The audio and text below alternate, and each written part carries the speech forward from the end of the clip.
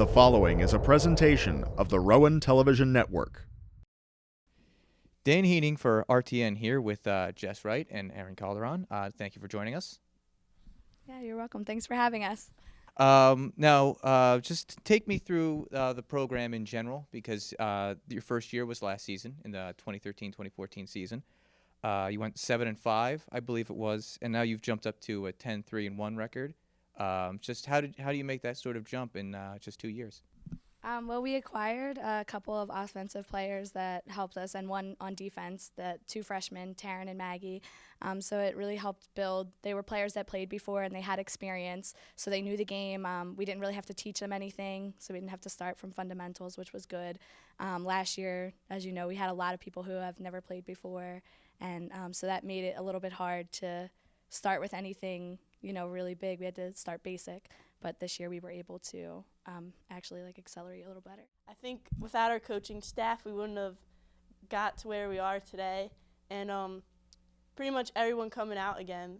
We had a lot of girls last year. It was their first time skating, and a lot of people that hadn't played in a while. So I think compared to last year, we all stepped it up.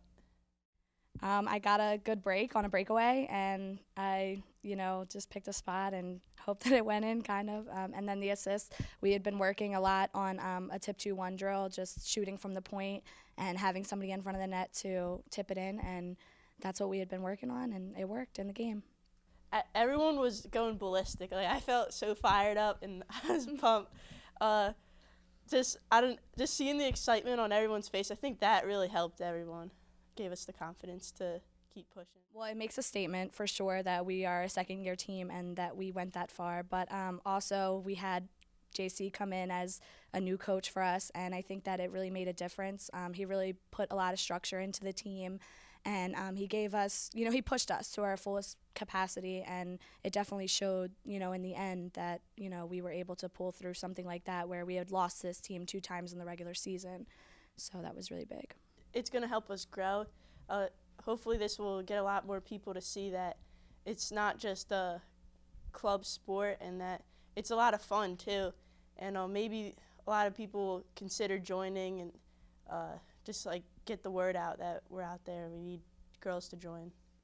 Okay. Thank you very much, the both of you, for your time. Thanks for having us. Thank you.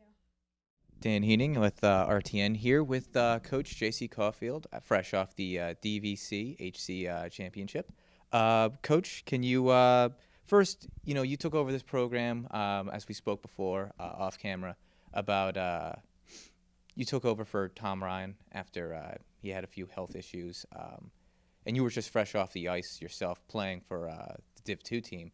Can you just speak to the just jumping straight off the ice onto the bench and coaching? Yeah, well, first off, without Pops Ryan, this women's team wouldn't be possible. So, a lot of credit does have to go to him.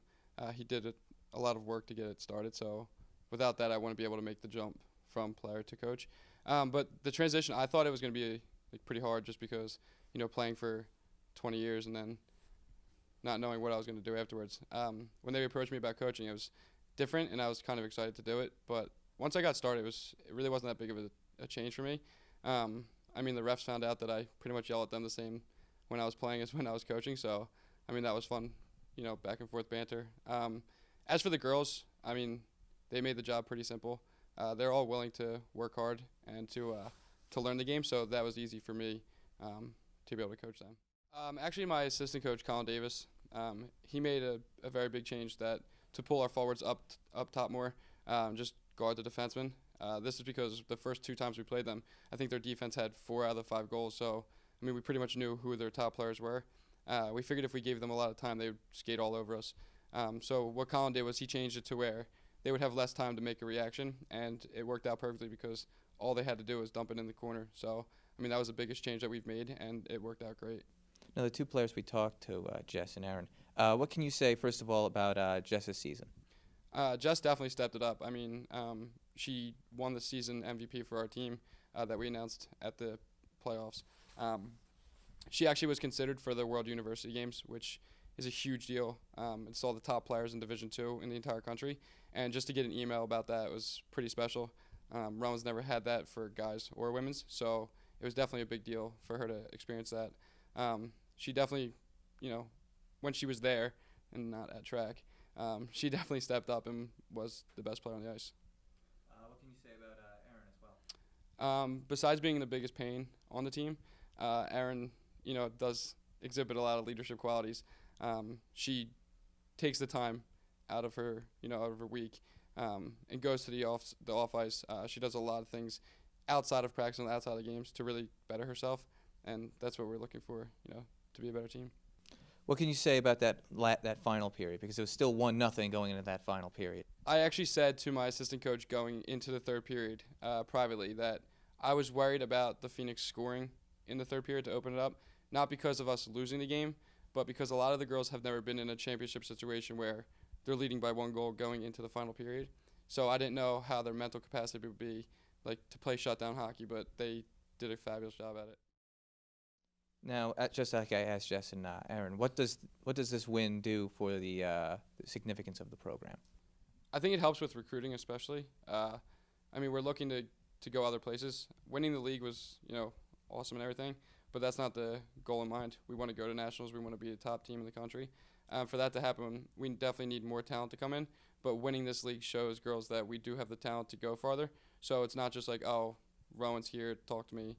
I don't really want to go to a program that can't win, so this definitely helps out that. J.C. Caulfield, thank you for joining us. Thank you. This has been a presentation of the Rowan Television Network.